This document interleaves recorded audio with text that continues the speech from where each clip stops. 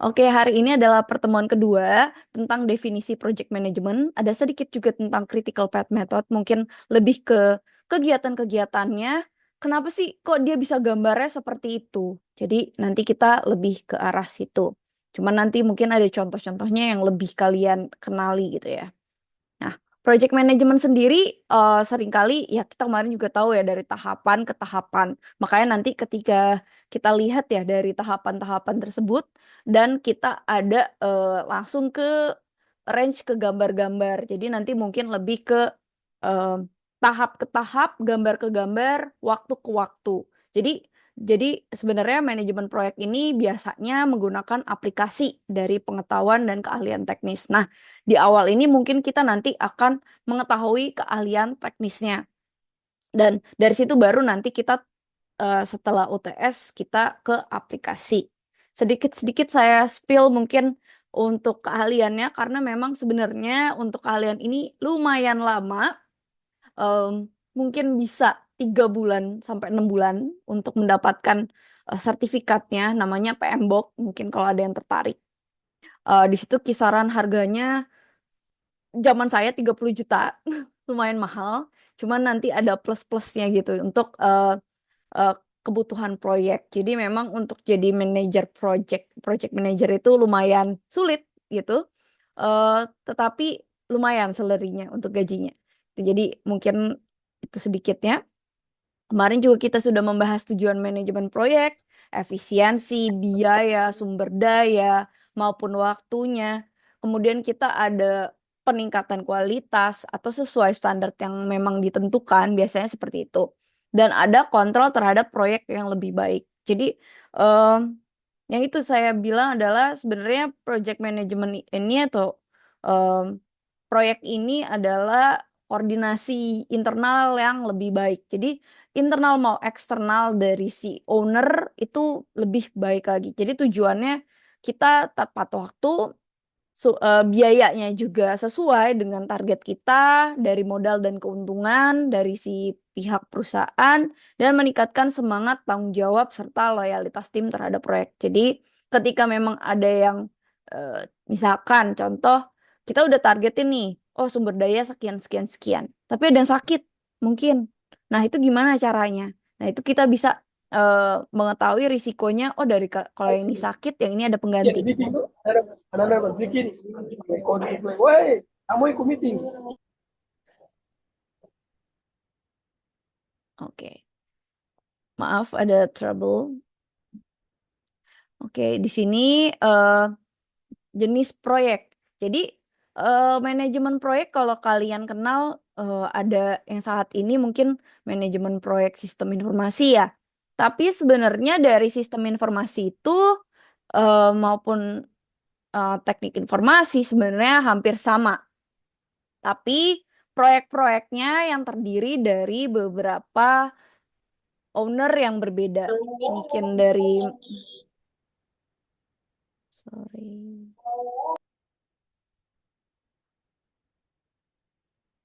Mungkin dari masyarakat, komunitas ya. Jadi misalkan kalian ada komunitas non-profit gitu ya.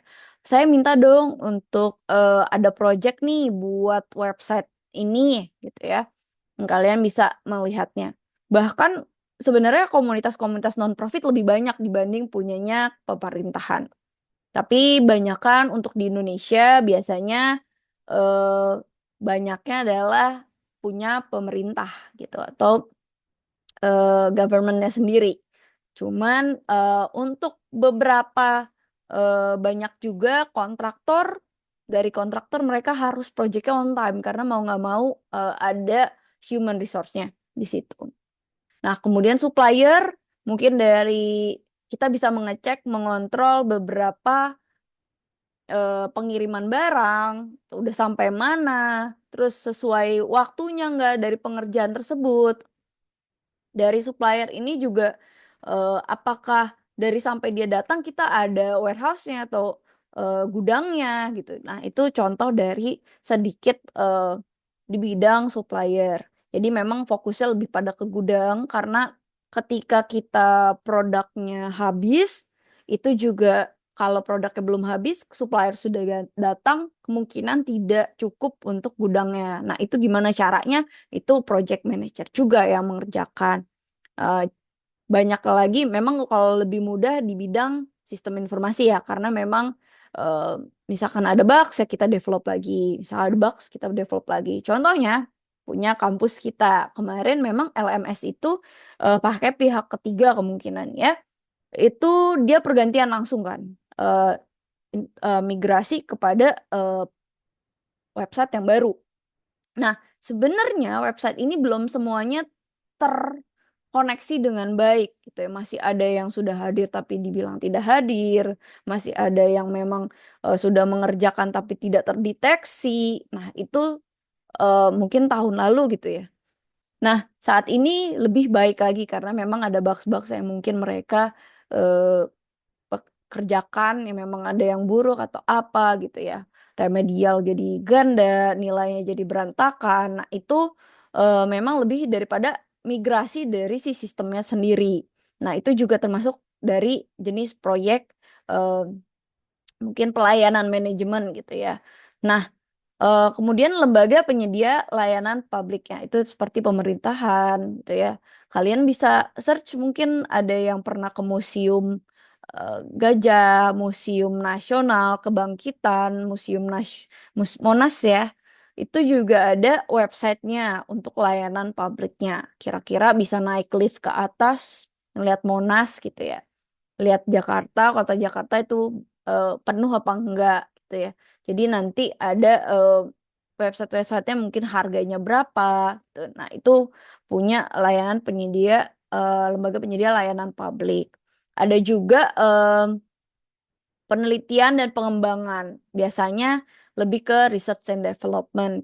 Terus kemudian ada instansi terkait. Misalkan contohnya kita bisa lihat perusahaan swasta ada beberapa instansi yang misalkan banyaknya sih bank yang memang membuat project-project itu tersendiri. Salah satu contohnya mungkin kalian lihat project yang memang goal ya dari Bank Indonesia itu adalah QRIS atau KIRIS ya, KRIS.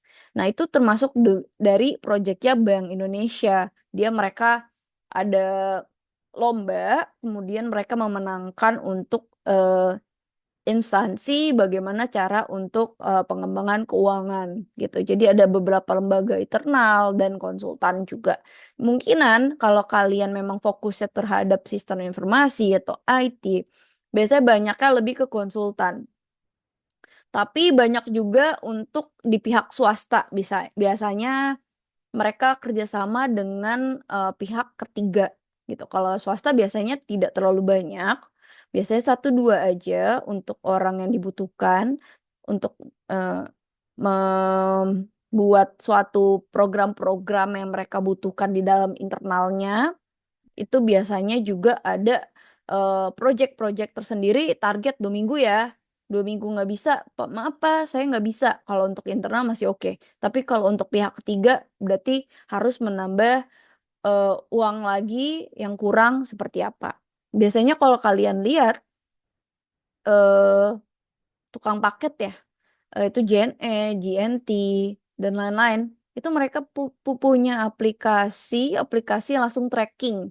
Nah, itu biasanya trackingnya itu ngelink sama eh, Google Maps. Jadi ada beberapa titik-titik yang mereka bisa deteksi secara satelit.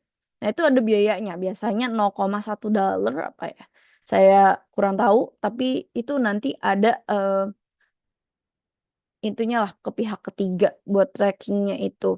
Atau mungkin mereka sekarang udah membuatnya sendiri karena itu termasuk mahal karena ratusan paket yang ada gitu.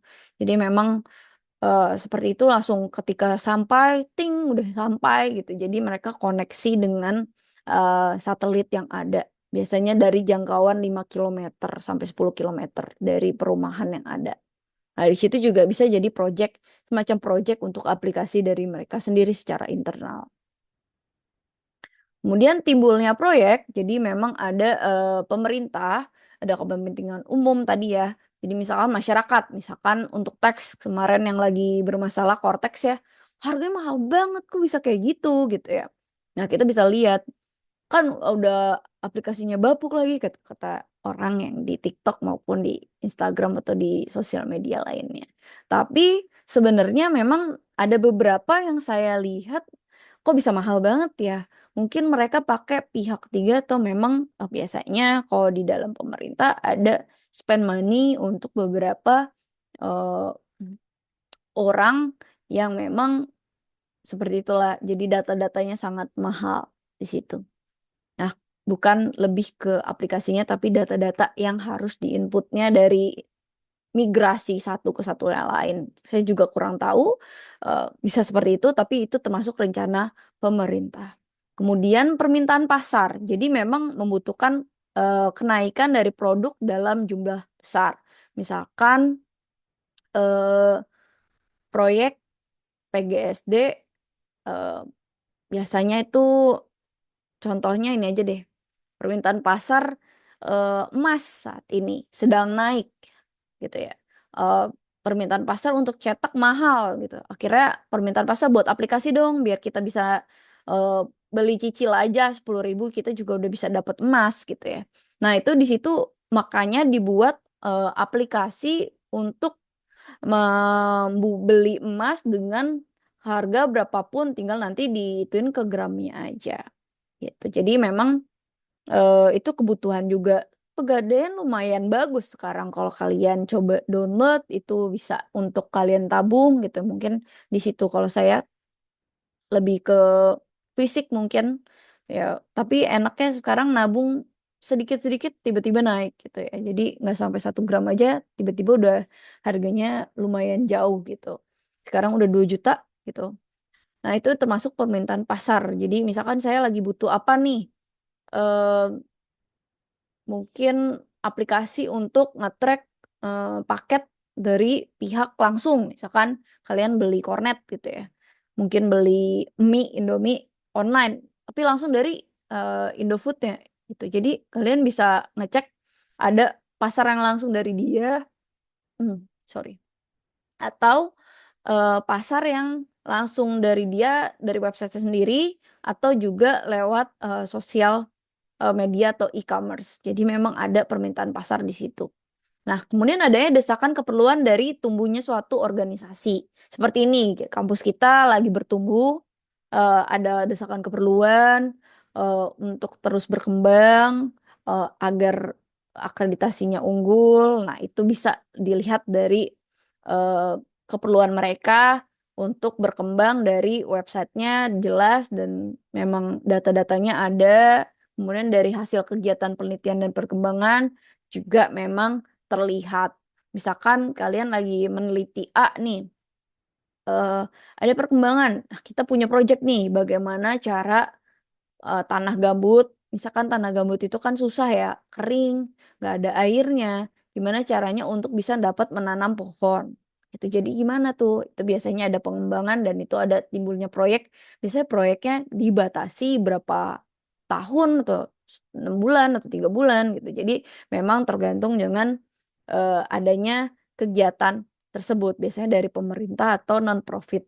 Biasanya dari eh, swasta atau mungkin dari pemerintah atau dari non-profit yang memang mereka fokus terhadap pengembangan tersebut memang ada dibagikan dari biaya pemerintah atau biaya dari pihak swasta.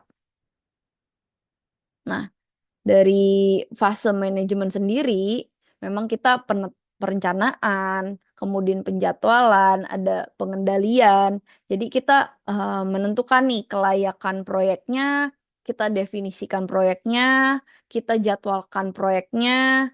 Jadi menghubungkan dari perencanaan ini, kita definisikan proyeknya mau berapa lama, mau sampai kapan, kira-kira orangnya, kira-kira kemampuannya mampu enggak orang Indonesia.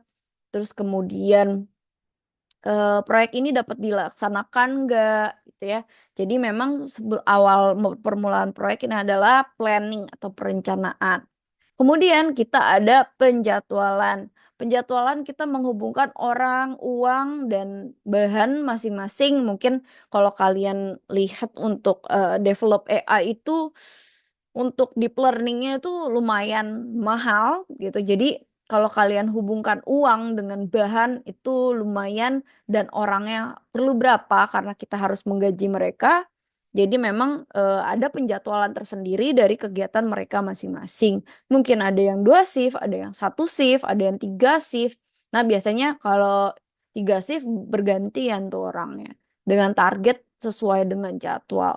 Nah, itu lebih susah lagi. Kalau 1 shift masih lebih lebih mudah gitu. 1 shift dari jam misalkan dari jam 7 sampai jam 4 sore atau jam 8 sampai jam 5 sore gitu ya. Atau jam 9 sampai jam 6 sore.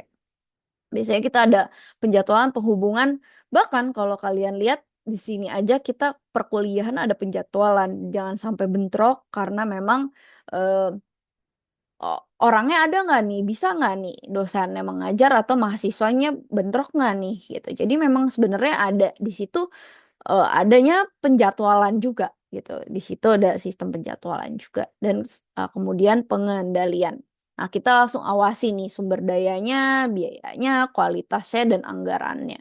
Misalnya agak anggaran dari biaya tersebut, kualitasnya sesuai apa enggak, sumber dayanya oke apa enggak. Nah, kalian bisa lihat di situ. Nah, dari peran-peran sistem informasi yang dalam bisnis, jadi memang mendukung proses operasi bisnis, di mana misalkan kalian jadi untuk pengambilan keputusan, biasanya ada aplikasi langsung ngelink gitu ya. Jadi pengambilan keputusan kira-kira seperti apa. Kemudian eh, mendukung berbagai strategis untuk keunggulan kompetitif, human error, atau misalkan ada yang problem, kita langsung tahu oh ini langsung perbaikan nih gitu. Jadi jangan terlalu lama kita udah tahu nih human error tapi langsung di running gitu kan itu bakal error sampai ke belakangnya. Mau nggak mau kita harus cari. Kemudian untuk mengumpulkan pengukuran data yang tidak tepat. Em, AI sendiri, artificial intelligence sendiri, mereka juga sedang mengumpulkan data yang tepat. Jadi metode mereka pengumpulan dan pengukuran data yang tepat, kemudian lanjut operasinya yang mengikuti prosedur. Jadi kalau misalkan ada yang tidak mengikuti prosedur atau pengolahan yang tidak benar, itu memang akan menjadi risiko besar untuk sistem tersebut. Oleh karena itu mereka terus-terus belajar dalam bisnis tersebut. Nah, kehilangan data atau data tidak terolah. Jadi memang untuk ada data ya kalau kalian tanya ke AI aja, artificial intelligence ini aja, eh, mereka pasti punya data, gitu ya. Datanya yang telah diolah mereka atau data yang kalian prompt engineer-nya salah, itu juga bisa datanya tidak terolah dengan baik. Nah, kita perlu pemeriksaan dan pencatatan untuk itu. Dari situ pun karena pemeriksaan dan pencatatan yang rapih, biasanya kalau kalian lihat ada revisi 1, revisi 2, revisi 3. Biasanya yang kita pakai adalah revisi terakhir. Nah, data yang tidak dapat kita gunakan kembali dapat dihapus atau mungkin dapat disimpan agar jika memang ada problem kita bisa lihat data-data yang lainnya.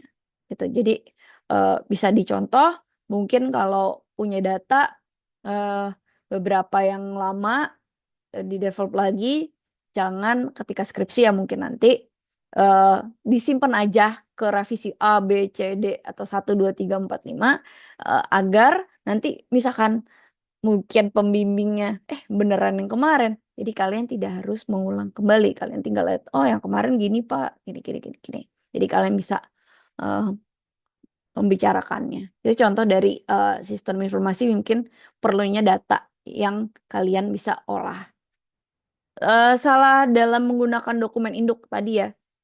Jadi kita pakai revisi 3, misalkan udah sampai revisi 3, kalian masih pakai revisi 1, itu salah. Nah, jadi di sini kita harus ada sistem ini di mana kita file yang terbarukan atau dokumen yang terbarukan. Itu jadi menggunakan dokumen induknya. Tuh, jadi biasanya seperti itu. Jika kalian nanti bekerja, biasanya mempunyai standar operasional prosedur. Nah, di sini operasional prosedur sendiri kita menggunakan dokumen induk. Jadi memang ada beberapa dokumen yang kita harus gunakan sesuai dengan prosedur yang ada. Nah, jika ada kesalahan dalam prosedur pengolahan, biasanya memang sistem membantu memberhentikan atau mungkin ada risiko. Biasanya ada perhitungan risikonya, bisa risiko rendah, tinggi, atau sedang. Nah, di situ ada kesalahan prosedur apa tidak dari pengolahan data yang ada. Nah, sumber daya yang dikelola manajer biasanya ini kemarin kita juga udah bahas ya di quiz. Man, money, material, machine, method, sama information. Jadi ada manusia, uang, bahan baku, mesin, metode, atau cara termasuk datanya. Jadi kalau di manajer, project manager nih, kalau kalian nanti sebagai project manager, biasanya sumber daya yang dikelola 6 ini.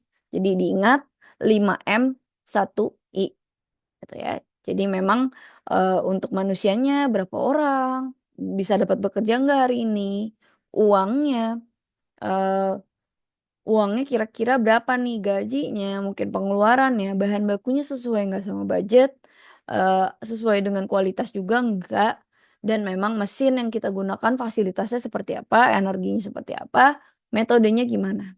Jadi sesuaikan dengan metode yang ada, sesuai dengan standar operasional prosedur yang ada, termasuk juga dengan data. Jika memang kalian berperan sebagai manajer proyek, jadi ini cuma knowledge saja ya.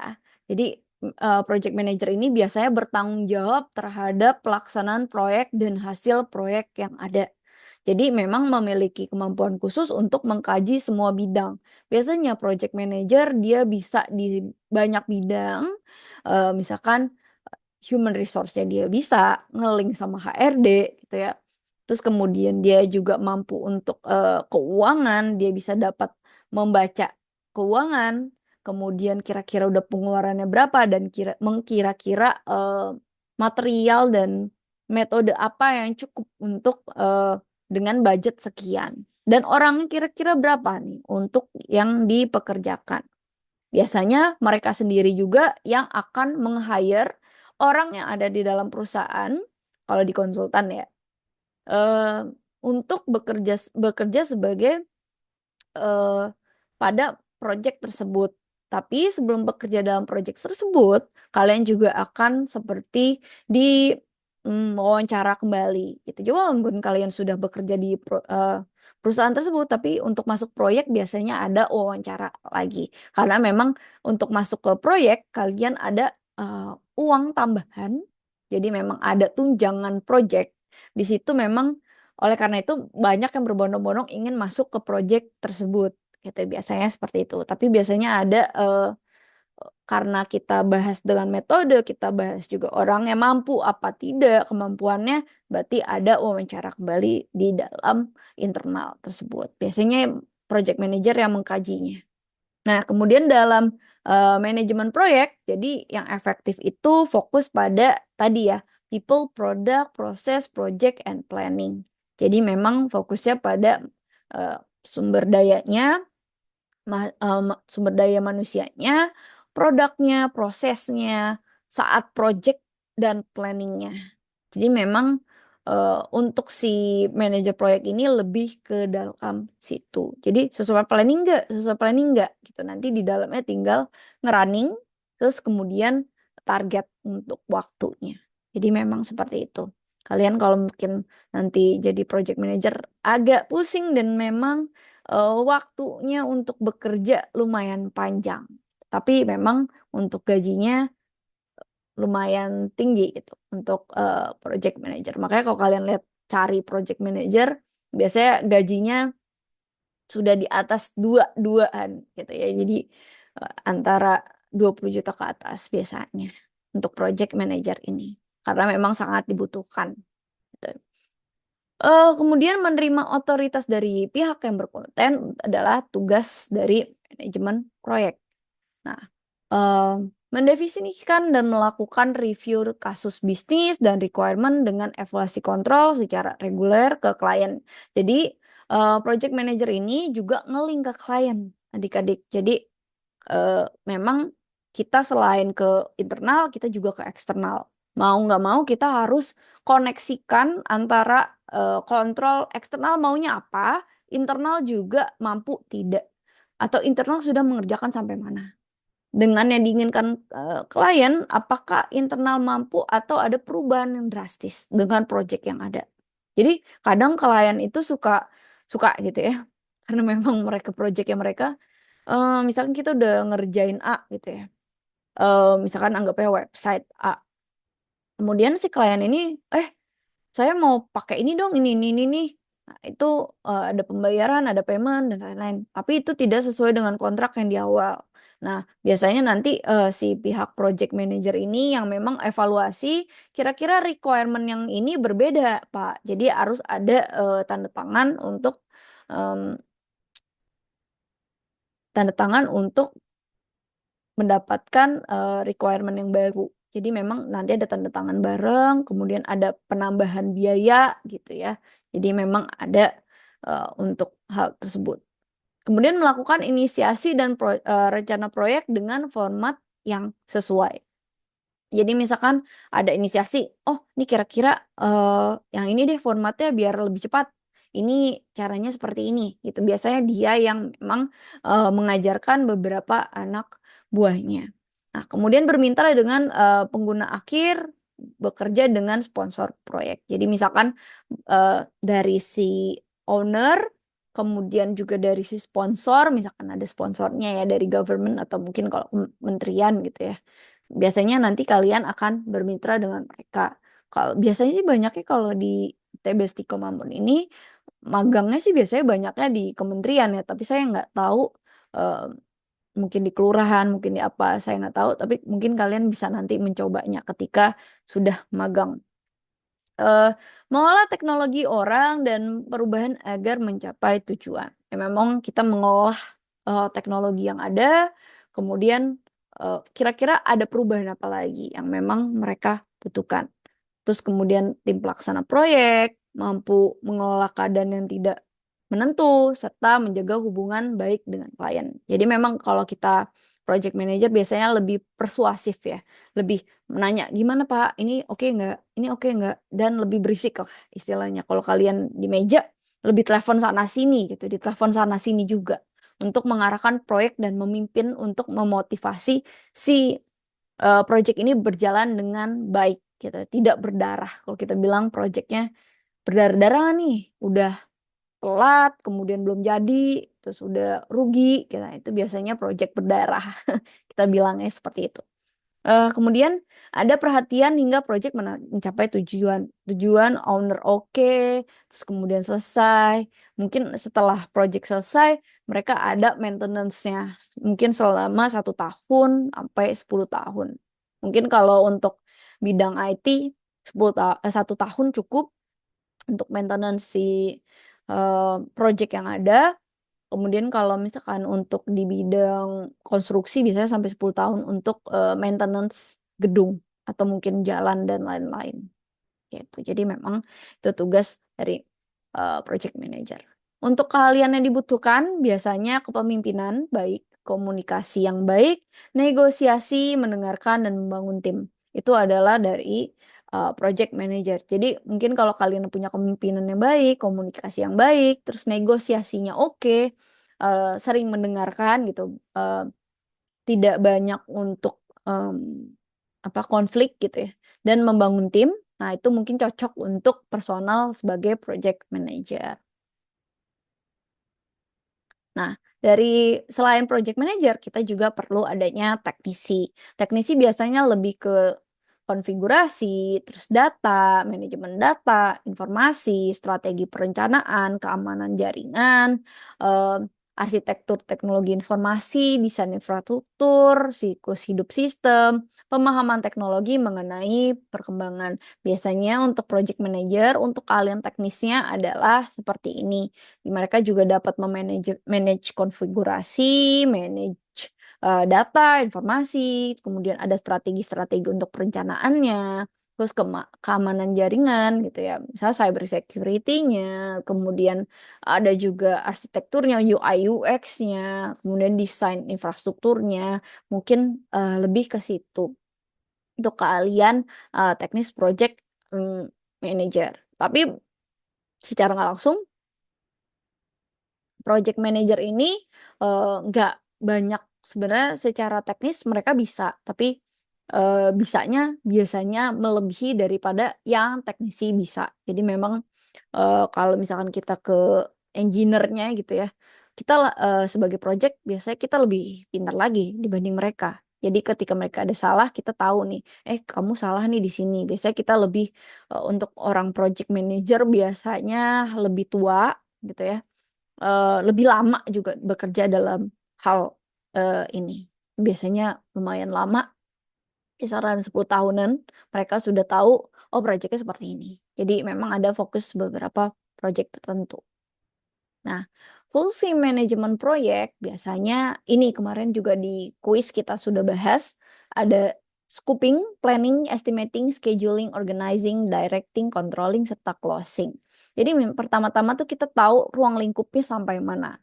Kemudian planning perencanaannya seperti apa, estimasi perkiraan biaya, waktu, terus orang. Nah, kita akan mengestimasikannya. Scheduling, kita pasti dari waktu itu kita ada penjadwalan. Kira-kira yang masuk siapa nih? Berapa shift? Biasanya ada, kalau kalian dulu matematika belajar, eh, kira-kira kalau kita punya 10 pekerja membangun rumah, gitu ya. Misalnya contoh seperti itu ya. Membangun rumah, ingin dalam 1 bulan. eh, Berapa waktu jika kita hanya memiliki 5 pekerja? Nah, itu kita bisa masuklah dalam situ. Ada memang namanya penjadwalan untuk orang. Kemudian organizing, untuk mengorganisasikan dari satu dengan satu lain, kita juga harus organize di mana kita harus detail, kemudian kita mengarahkan direct gitu ya. Kita harus mengarahkan dengan baik dan benar. Kontrol, kita kontrol nih ketika mereka sudah berjalan, serta closing, ada penutupannya. Ya, oke nggak sesuai nggak nih? Kualitasnya oke nggak? Terus sesuai nggak sama jadwal? Seperti itu. Nanti kalau misalkan keluar, join lagi ya. Tinggal 2 menit nih dari 40 menit yang tadi.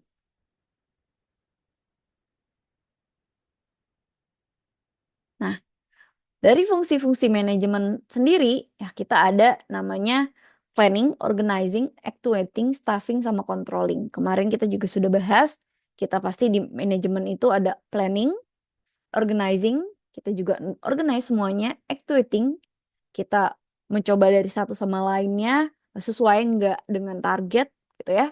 Staffing, kita menaruh beberapa orang gitu ya, sesuai enggak, dan controlling, kita kontrol semua yang ada di dalam hal tersebut.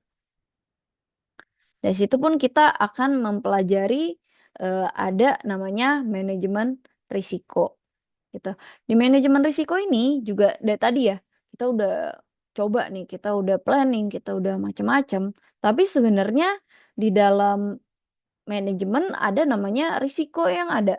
Mungkin faktor yang ditimbulkan dari sesuatu yang harus ditangani, kita juga harus hati-hati. Nah, dari situ biasanya untuk menghindari timbulnya konflik dalam perusahaan. Nah, biasanya ini penting untuk risk management di suatu perusahaan. Bagaimana caranya? Nanti join lagi ya. Ini udah mulai habis. Nanti join lagi ya.